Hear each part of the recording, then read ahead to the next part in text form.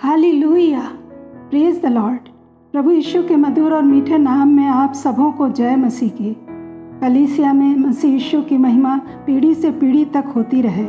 हम जो उसकी कलीसिया हैं, हम उसके बनाए हुए हैं और मसीह यीशु में उन भले कामों के लिए सृजे गए हैं जिन्हें परमेश्वर ने पहले से हमारे करने के लिए तैयार किया है।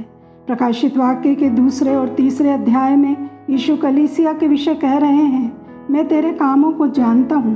देख, मैं शीघ्र आने वाला हूँ और हर एक के काम के अनुसार बदला देने के लिए प्रतिफल मेरे पास है।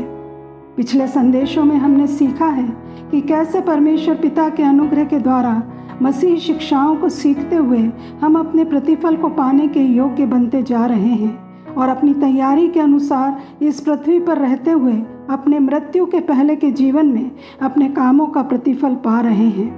परंतु परमेश्वर पिता ने इससे भी आगे अपने लोगों के लिए उन प्रतिफल और अवार्ड को भी रखा है जो वे मृत्यु के बाद स्वर्ग में अनंत काल के लिए पाएंगे। वो हमें उस स्तर पर ले जाना चाहते हैं जहां हम एक विजेता के रूप में प्रतिफल हासिल करें जो अनंत काल के लिए हो। इसलिए वो 7 कलीसियाओं के माध्यम से हमें व्यक्तिगत रूप में भी और कलीसियाई रूप में भी ये एहसास दिलाना चाहते हैं कि मैं तेरे परिश्रम, तेरे धीरज, तेरे क्लेश को जानता हूँ। भजन 11:4 में लिखा है, परमेश्वर की आंखें मनुष्य की संतान को देखती रहती हैं और उसकी पलकें उनको जांचती हैं। उनकी आंखों से कुछ भी छिपा नहीं है। वे जानते हैं कि हमारे कामों के उद्देश्य क्या हैं। हम चाहे भूल जाएं या ये भी सोच सकते हैं कि परमेश्वर भूल गए, परंतु वो स्मरण रखते हैं। कई बार हम अपनी ओर से बहुत काम कर रहे होते हैं जो हमारी दृष्टि में ऐसे हैं कि हम भले काम के लिए इन्वेस्ट कर रहे हैं, पर हम शॉक्ड हो जाएंगे जब ये मालूम होगा कि वो सब व्यर्थ हैं। प्रकाशित वाक्य की 7 कलीसियाएं अच्छी और बुरी कलीसियाओं का एक नमूना है, जिनमें से 2 बहुत अच्छी हैं और 2 बहुत बुरी हैं और 3 थोड़ी अच्छी और थोड़ी बुरी हैं। भली और अच्छी कलीसिया उन विनम्र लोगों से मिलकर बनी है जो सताव का सामना कर रही है। उन कलीसियाओं में मसीही लोग कुचले गए, पीटे गए, परंतु जितने अधिक वह सताए गए उतनी ही अधिक सुगंधदायक उनकी गवाही बनी। श्रेष्ठ गीत 1:5 में लिखा है, हे यरूशलेम की पुत्रियों, मैं काली तो हूँ परंतु सुंदर हूँ। धूप में, कठिन रास्तों पर, सतावों में चलते हुए मेरा रंग काला हो गया, पर मैं अपने प्रेमी की प्यारी हूँ। उसकी दृष्टि में मैं बहुत सुंदर हूँ। स्मुरना की कलीसिया के विश्वासी अत्यंत दयनीय व गरीबी की अवस्था में जीवन यापन कर रहे थे, परंतु प्रभु कहते हैं, तू धनी है। बुरी कलीसिया में शासक वर्ग, धार्मिक अगुए, नामधारी मसीह हैं जिन्होंने मसीहत के आटे में झूठी शिक्षा का खमीर मिला दिया है। मिली जुली मिक्स कलीसियाएं जो अपनी मसीहत की भूमिका को छोड़कर संसार के समान चल रही हैं। आज भी यही स्थिति है। इसलिए प्रकाशित वाक्य में कलीसियाओं को अंतिम संदेशों के द्वारा प्रभु अच्छाइयों को भी बता रहे हैं, कमियों को दूर करने के लिए रास्ता भी बता रहे हैं और फिर भी यदि नहीं सुनते तो चेतावनी भी दे रहे हैं कि सुधर जाएं, ताकि अपनी बुराइयों पर, अपनी कमियों पर विजय पाकर वो इनाम पाएं जो प्रभु हमें देना चाहते हैं।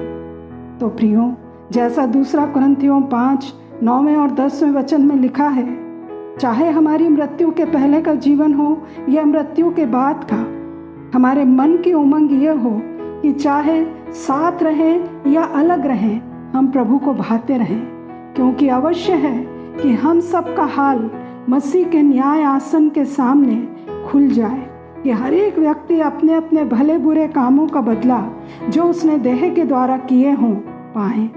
हमारे छोटे छोटे काम भी हमारे इनाम को, प्रतिफल को प्रभावित करेंगे। तो अगले संदेशों में हम सीखेंगे कि कैसे हम जय पाएं, कि एक विजेता के रूप में अपने प्रतिफल को कैसे पाएंगे, क्योंकि ये इनाम हमें एक विजेता के रूप में जीतना पड़ेगा। जैसे कि प्रेरित पौलुस 1:9-24 में कहते हैं, क्या तुम नहीं जानते कि दौड़ में तो दौड़ते सभी हैं, परंतु इनाम एक ही ले जाता है। तुम वैसे ही दौड़ो कि जीतो। वो केवल दौड़ने के लिए ही इनवाइट नहीं कर रहे हैं, परंतु इस बात के लिए उत्साहित कर रहे हैं कि ऐसे दौड़ो कि जीतो और इनाम पाओ।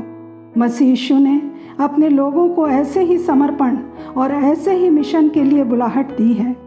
पौलुस अब अपने मिशन को, अपने लक्ष्य को और आगे पूरा करने के लिए 2 तीमुथियुस 4 उसके 7वें और 8वें वचन में तीमुथियुस को कहते हैं, मैं अच्छी कुश्ती लड़ चुका हूँ, मैंने अपनी दौड़ पूरी कर ली है, मैंने विश्वास की रखवाली की है।